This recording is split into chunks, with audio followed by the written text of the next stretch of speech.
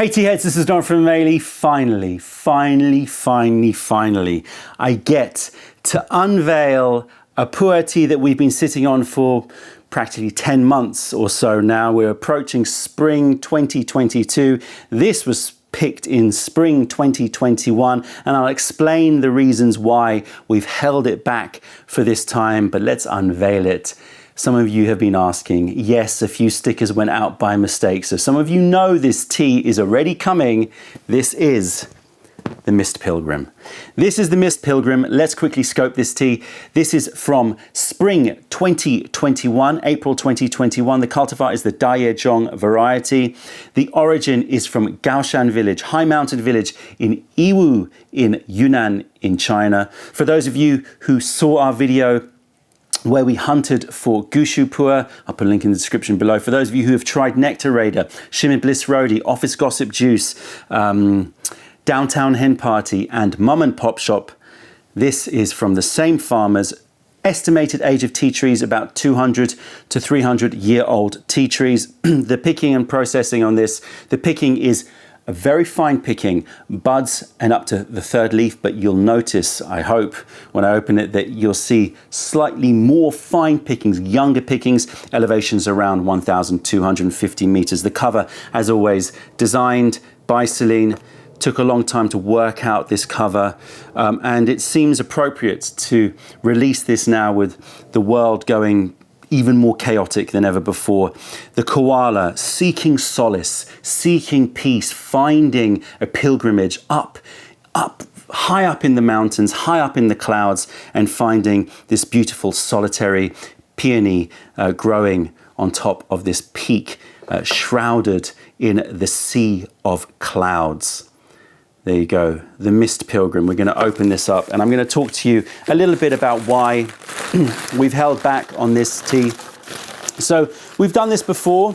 Those of you who follow us will know that we don't just release the PuErh just when it's released, when it's come to us, because sometimes we feel that a tea would benefit from a little bit more aging. Oh, look at the color of these leaves. These leaves have darkened noticeably compared with when they first arrived, and certainly even more compared with, you know, the Mao that we tasted, as I said, about 10 months ago, maybe even 11 months ago. So they've aged.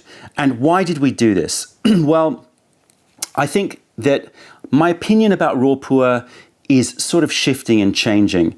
I sort of previously was so in love with the young, you know, very fresh PuErh, and I still am, and that's why we release our Young Gushu series every single year. And I think that some raw PuErh is immaculate and amazing drunk fresh, albeit, you know, after pressing and, you know, taking a few months to just develop a little bit as a cake. But there are some teas, and those teas are either on the more harsh side and need the age to sort of calm them down a bit, but I know that there's so much amazing character in the tea and they just need some time just to soften the edges. But actually also the other way around, sometimes you get these teas which are so sweet and indulgent and smooth and rounded and gorgeous, but the greenness of it sort of covers over all of that richness, and you just want the age to just dissipate some of that greenness and allow those richer flavors to really shine. And that was the case with this tea, which is why we've held it back. Look at the leaves.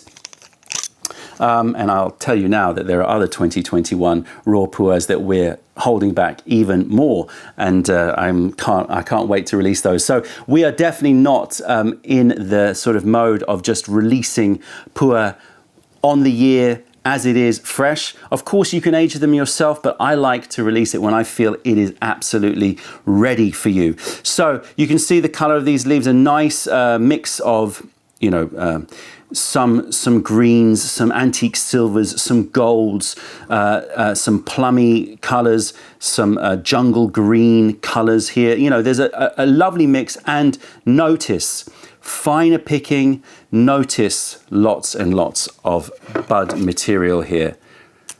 So I haven't tasted this tea for about I would say about a month and a half, 2 months. So I've been sort of hanging on, waiting, tasting every couple of months and noticing how it's been shifting and changing. And as I said, I tasted it probably about a month and a half or 2 months ago, and I knew that it was pretty much ready then. But that was smack bang at Christmas time or around that time. So we've been holding back, and I am super excited. And they are definitely darker, even compared with that session that I had probably, just in the new year probably. I think that should be enough. We'll see. Can always add some more. And put this to the side. And I've got another cake here so that we can admire Celine's artwork. You know, I say this about all of her artwork, but I just love. Every time I think, wow, that's you've just stepped up to a new level. And the way that she shows these clouds here, that, you know, it took a lot of time for her to work out how to get that texture, to get that sea of clouds. Right, we got our classic blue guy one here. I've got a double-walled Gongda Bay. And I've got one of my personal collection cups. The Kamjove is unfortunately broken, but it still boils. So I'm still using it until I can figure out what's to get next. How is everybody doing out there? I hope that in and amongst the news and all the madness that you're finding time to seek solace like this mist pilgrim. Go and find space, go and find nature. You can't just stay glued to the horrors of man and the quest for power. Right, yeah, I think I've done a good job there. Normally I sort of I overdo it. I think that that's a good amount and there's nothing left. Right. The smell coming off it is amazing already.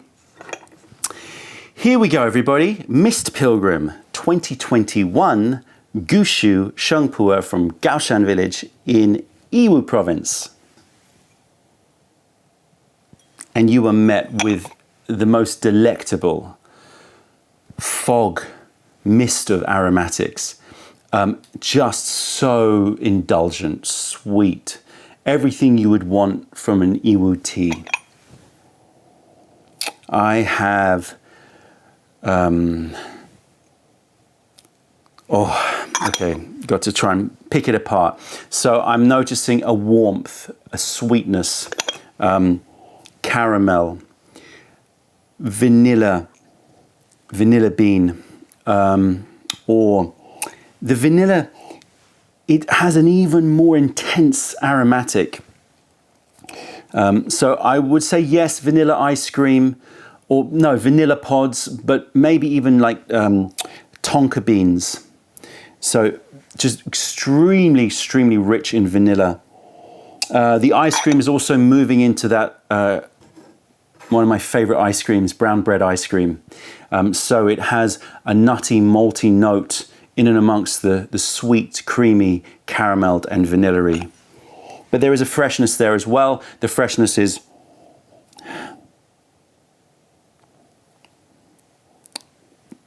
pears, but maybe poached, cooked pears. So imagine poached pears drizzled with sort of a caramel or a sugar syrup with vanilla pods, with a dollop of brown bread ice cream next to it. Or as I said, maybe tonka. I haven't actually done an A-B between vanilla and tonka bean, but I know, well, my feeling is from my recollection that tonka has a different sort of intensity of aromatic that the vanilla pods don't. Right, we're going to put this away. Try and not clutter this place up. Oh, and if you open your mouth, you're getting a little bit of a saltiness as you breathe through your nose. Just open your mouth, you'll notice that you're picking up a little bit more of the flavor of the aromatics. And yeah, I would again talk about brown bread ice creams. Maybe dried raisins, like dark brown raisins as well. Right, let's give it a rinse.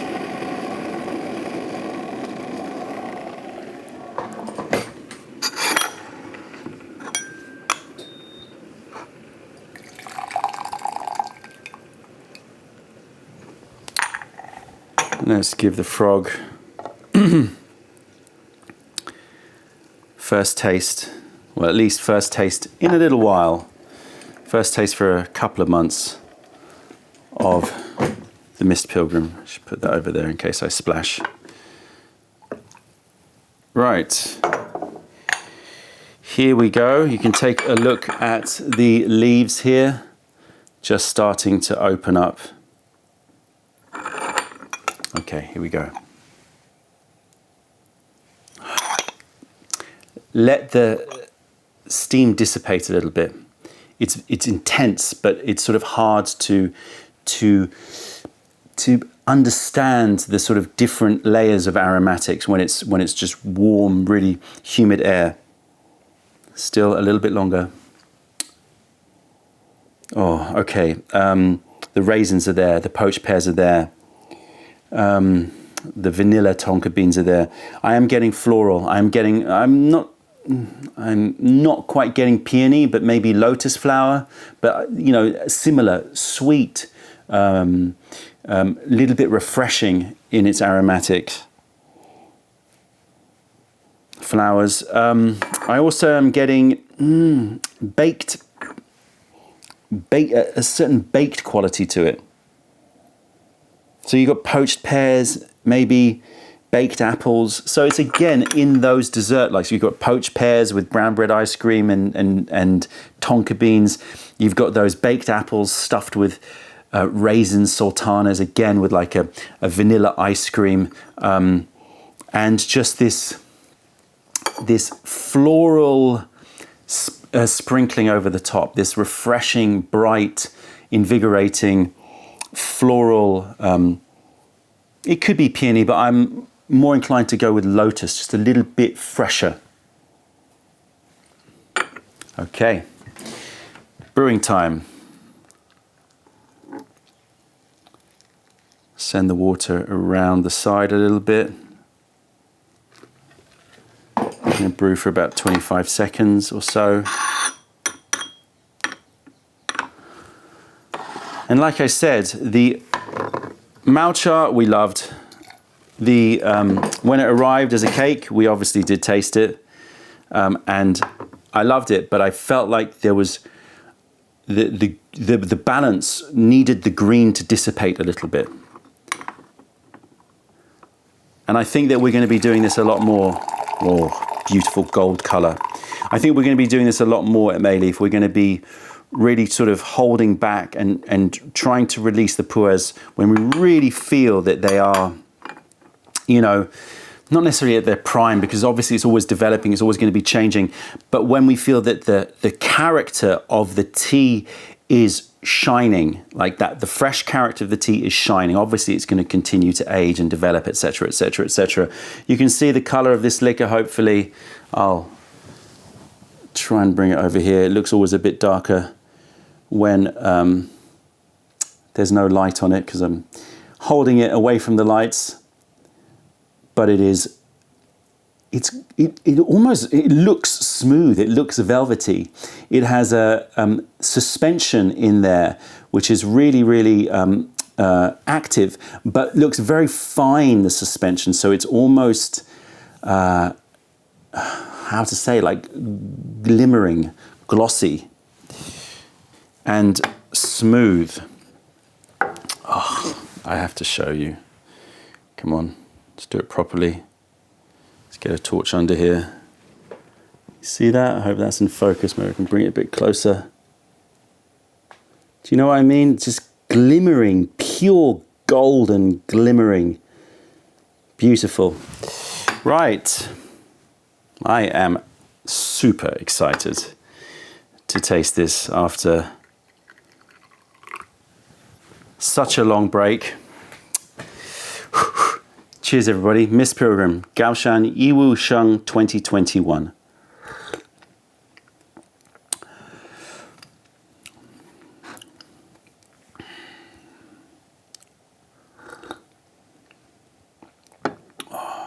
Texture is thick.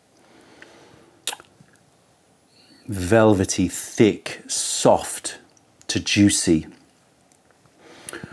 Rounded, voluptuous. Yeah. Thick, velvety. Oh, the way when you swallow it, it feels like syrupy going down the mouth, going down the throat. Oh, wow. Texture was great when it first arrived, but the extra 6 months has really just helped it to sort of become more jellied, more syrupy. Oh my gosh, there's just the texture alone is, and as I said, soft to juicy and active. So an interesting mix. It doesn't have this sort of, a lot of the time when you have a tea which has a lot of activity, you will note a dryness and then the sort of release. This has tingliness, it has activity on the tongue, and yet it is very soft and juicy. Again, I would say that is because the character of the leaves are allowing themselves to shine. When we first tasted this, the Malcha obviously, but when we first tasted the cake when it arrived, the greenness of it meant that it was sort of, introducing too many of those green leafy elements into it. Now it tastes like a really, like the character of the tea and the texture of the tea is really shining. Oh my gosh, that texture is amazing. Taste, just developing, just waking up, but still pretty intense. I'm getting the minerals. It's interesting because I'm not getting the minerals in the sense of a very quenching dryness, but I'm tasting or I'm feeling this saliva release on the sides of my tongue, and like a freshness that comes from like wet rocks, you know. Yeah, like if you're in a hot forest and there's a waterfall and you get the smell and the aromatics of the wet rocks, that's sort of there, and it's got a sharper little tingle on the tongue for that mineral, from that mineral strength. But I'm getting those brown bread ice creams. I'm getting a dessert-like baked quality, but it's sort of in the custardy realm. It might be a baked custard. Yeah. It reminds me of like a baked batter, like a clafouti. And it has fruits as well. Now the fruits are really, it's interesting that it's more in the aftertaste. The fruits are, is it still pear? I need more. Hard to tell. But there's a fruit. So there's a fruit clafouti, brown bread ice cream, as we said already.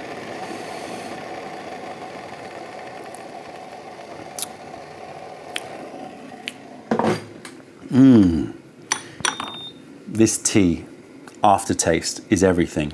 It really shines through. The lotus is coming through, peony is coming through, so even sweeter.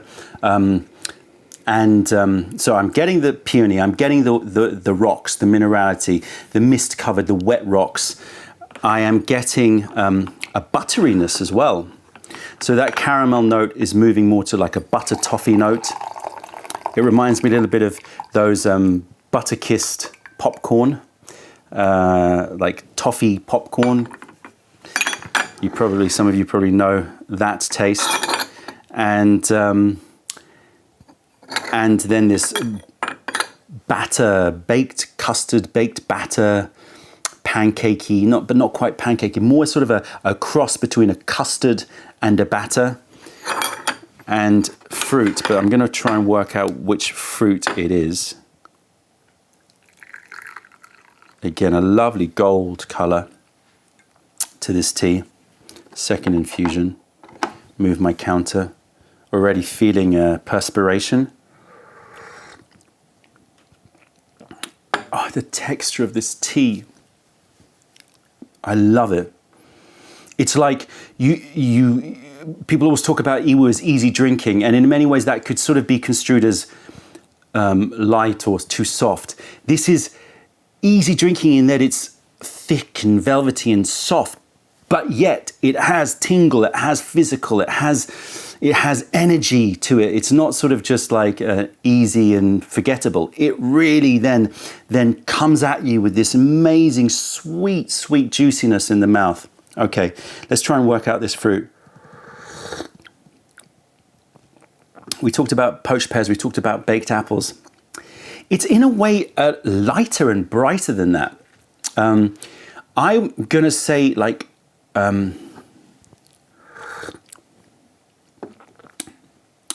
grapes, like green grapes, sweet green grapes, but in a clafouti, so sort of slightly charred, slightly caramelized, and concentrated.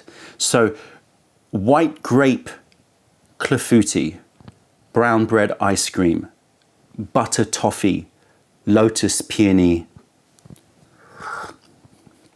wet rocks.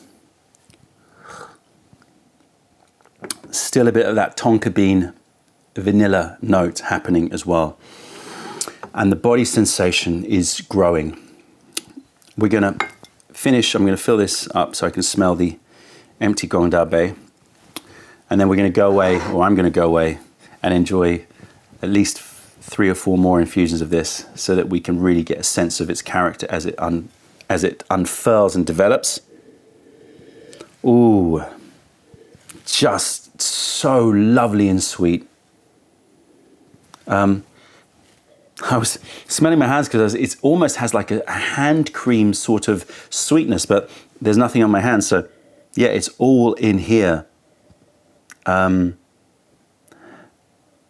There's a flowery, hand creamy sort of note there.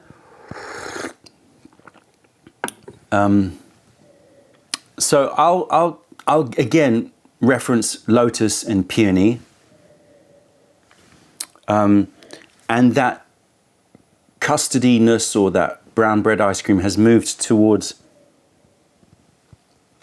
butter toffee, nougat. It reminds me of, if you've ever had a Milky Way, the inside of that Milky Way, I don't know, is that nougat? Is that meant to be a nougat or a marshmallow? I'm not sure, but that sort of very confection sweet, marshmallowy or nougat sort of note. And, with a little bit of, hazelnut in there, mixed with peony and lotus flower. A very special tea. I'm so happy, and I'm really looking forward to diving into more infusions. We'll be right back to let you know the body sensation. This is the 5th infusion, and I'm finding it very difficult to formulate the words to describe this tea, because everything I come up with seems to fall short. I want to use the words elegance and balance, but that doesn't do it justice. But let me just try and expand on it. What I mean by that is it manages to balance seemingly extreme differences. It's soft, it's velvety, it's sweet, it's luxurious, it's indulgent, easy to love. And yet it's potent, it's characterful, it's physical, it's doing all sorts of craziness in my mouth. It has that tingle to sweet flooding juiciness, which is amazing. And just that on its own would be a reason to love this tea. But it has this sort of, so after I swallow, it's a little explosion of sort of like an echoing flavor, and I can't put my finger on it. The closest that I've come up with is a sort of combination of like an orange soda and cannabis, sort of just little poof in your mouth that just somehow adds a sort of slightly saline, slightly acidic, citrusy note, and then disappears, and then you're left with this sweet juiciness. It's a really fascinating experience. And as you know, as I said, 5th infusion, moving to 6th, as you brew into this tea, instead of it just sort of expressing more minerality and more of the leaf, it seems to bring out more of these really intriguing mouth sensations that I'm just not used to in Yiwu teas, but overall in PuErh. I can't recall a tea that has this sort of interesting dichotomy of soft, juicy, velvety, and yet, you know, as I said, physical, bright, mineral, juicy, spiky, like little explosions of this sort of orangey note to it. It is a fascinating tea, and you know, by far my favorite of all of the teas produced by these producers. This is now in my top teas to drink for the next few weeks. I know that, and I know Celine is going to go nuts for this tea. The restraint we've had to have to try and hold back on it. Oh, this little thing, I can't put my finger on it. I hope that you note it if you drink this tea. This it's like savory and citrus, and it just kind of comes after you've swallowed, like it just like little explosion in your mouth, and it disappears. Never experienced that before. Body sensation is, again, this dichotomy. You'd expect something so easy drinking and, you know, velvety and sweet to maybe not have that oomph, but this does. It's warm. It's more than just warm. It's very heating, but it also makes me feel light in my shoulders, a little bit lightheaded, excitable, giggly. You know, it definitely has a potent feel to it. Let's look at these leaves. Wow. Yeah, the feel on it is pretty intense. Put that in here. Hopefully you can see that. And hopefully you can see what I was talking about. Finer picking. I can't recall the pickings on Nectar Raider and Shimmer Bliss, but I know that they were probably quite fine. But this looks younger to me in terms of the picking. And maybe that's why it has this extra oomph in terms of the physical nature in my mouth, but also in the body sensation. Sort of a lush, very nice, lush sort of, you know, crocodile greens and, you know, pickle green colors to it. We're going to do one more infusion. A very special tea. Now, yeah, price is what you'd expect from Gao Shan Village, Gushu, Yiwu. But yeah, it's gonna take some topping over the next couple of months for me to not want to select this tea over other PuErhs because of this just all-encompassing, that little thing. I can't put my finger on it, but it's just there. Front diagonal sides of my tongue, this little explosion of orange, and I love that. I absolutely love it. There you go.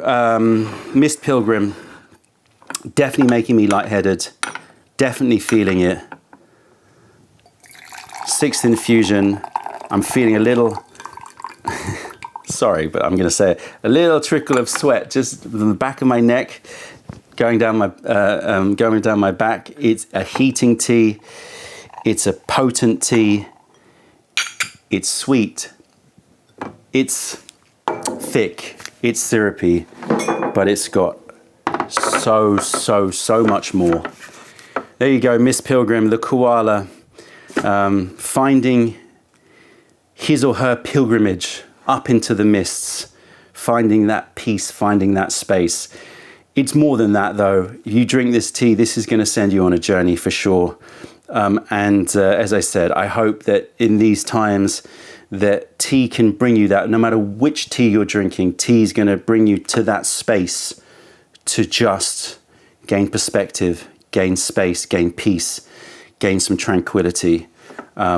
and transport you to that rarefied, otherworldly place called calm in this crazy world. That's it, tea heads. Check out our other videos, taste our teas wherever you're in the world by browsing mayleaf.com, and come visit us if you're ever in London.